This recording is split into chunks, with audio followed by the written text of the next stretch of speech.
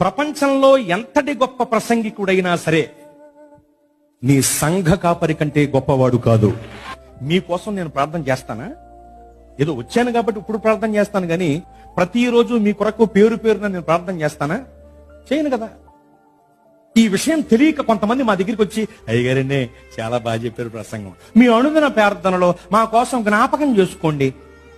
అనుదినం నీ దినమేం కదా, అనుదినం నేనే కాదు ఏ ప్రసంగికుడు నీ కొరకు ప్రార్థన చేయడు.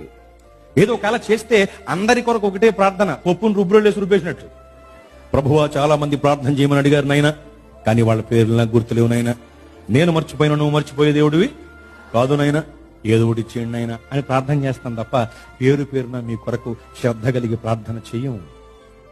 మీ బాధను తన బాధ అనుకుని మీ కొరకు విజ్ఞాపన చేసే ఏకైక వ్యక్తి మీ సంఘ కాపరి మాత్రమే.